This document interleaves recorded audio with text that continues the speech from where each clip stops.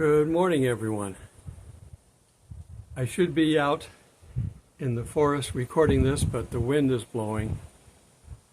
I'm in this little alcove here. Hopefully it's not too noisy. If it is, I'm not going to be able to use this. We'll just give it a shot. I still got my tooth problem. I go to the dentist tomorrow, which is not bad.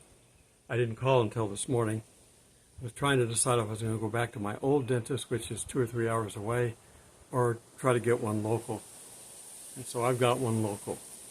In any case, these are the problems you have to deal with. So I'm not going to smile as much. The smile is inside, so you can't see it. All right. So this is going to be just a week update. I currently do not have power in the camp. Another tree fell across the power lines. It's the downside of living in a forest. So we are without power. I've got some windows open. Hopefully it will keep cool enough to survive inside. If not, we'll go get in the car, turn the air conditioning on, maybe drive into one of the restaurants and sit for an hour. They know where the problem is. They're just trying to figure out how to get to it.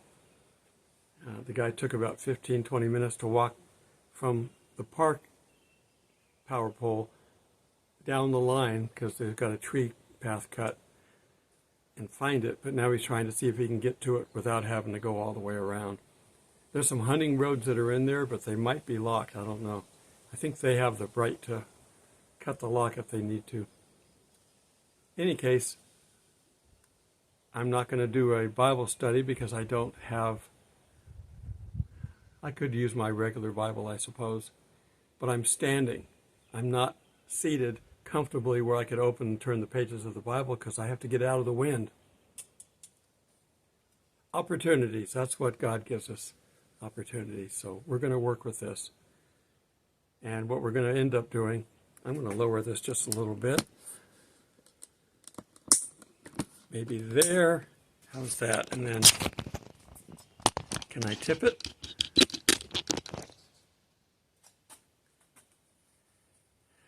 That way you're not looking up in my mouth and you can't see my tooth. It's bothering me. Okay, so I won't smile. Okay, so here's some of the headlines for this week. Iran has basically said, we're never going to give up enrichment of uranium. And they've said in the past, as soon as we get enough nuclear-grade material, we're going to make as many bombs as we can and we're going to destroy Israel. That's their stated intention, and that hasn't changed. That's the leadership. So the people of Iran are actually becoming Christian, but the leadership doesn't want to allow that.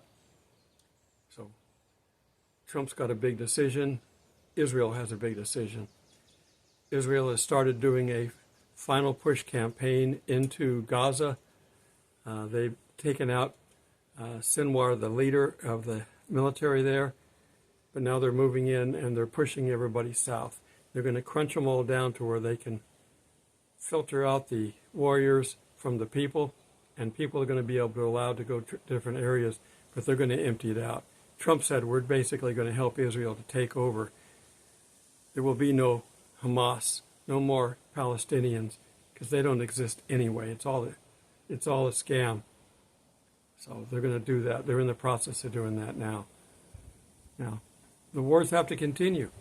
Because the Antichrist, when he shows up, he's going to bring peace. You can't have peace if there's already peace. So don't expect the peace to settle in here. It's a false peace if we get anything now. Also, President Trump had a letter out yesterday on Twitter that said, we are aware of Joe Biden's health issues. He said we should pray for Joe Biden because he's got cancer in advanced stages. If it's prostate cancer, he had to have had it early on, maybe even before he ran for president. He had to have had it. So the problem is they were hiding it because they didn't want it to affect his ability to get in there.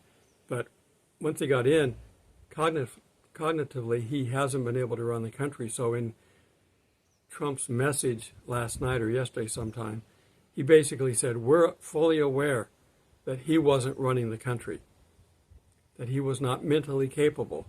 And look at his record. Biden would never have allowed open borders. He was never an open border propitious, what's the word I want, supporter. So the fact that they opened the borders during his administration says that he was not aware that that was going on, that people behind the scenes took over and began running the country with the purpose of harming the country. And he said in capital letters, that's treason. And we are investigating, and we will get to the bottom of this. So Trump is not blaming Biden for a lot of the things going on. We know that he used AutoPen. Anybody could have authorized that. So when they find out who, if they're in the country, we can go after them. If they're not, we may not be able to get them back because Europe is turning Muslim. At least our allies are. So we may not be able to get to them, but we know what happened. And although Biden was a Democrat, he was not a socialist. He was not a communist. The current party right now, and what was going on for the last 4 years, is not your father's Democratic Party. This was socialists trying to take over the world, part of the World Economic Forum. So they're aware of it. Can they fix it? Have they put enough mines out there to blow up on us? Is our economy going to survive? It's teetering. We were downgraded again as a country, and the banks have been downgraded.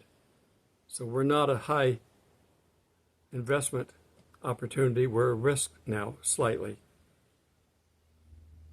That's not good for us. We have a number of retail outlets, Target, Home Depot, Walmart, said they're not going to raise prices due to tariffs. Well, good. If they got enough stock to keep things going, let's do that as much as possible. But you may see lower and lower supplies, but they're not going to raise the price. And people that do raise the price may find that they just go someplace else. We're still right at the end. We're right at the wall, or the drop-off, the cliff, however you want to look at it. When are we going to fall over the edge? I don't know. My guess is the trigger to beginning the 70th week and the Antichrist rule is the removal of the church. That makes it imminent, very imminent.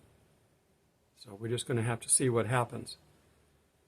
Stay close to God, stay in the Word, and tell your friends and family what's going on. They can see what's happening. You don't have to explain to them the destruction of our country, letting millions of people in here, and then the Supreme Court saying in one case, you've got to try every one of them through the court system. They're not guaranteed rights.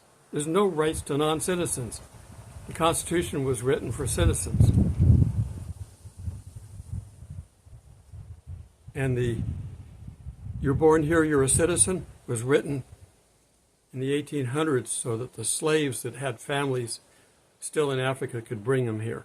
That's what that law was for. Or if they were born here, they became a citizen. That was what that was for. That was not for non-citizens to come in here illegally, have children, and then have them become a citizen. That's been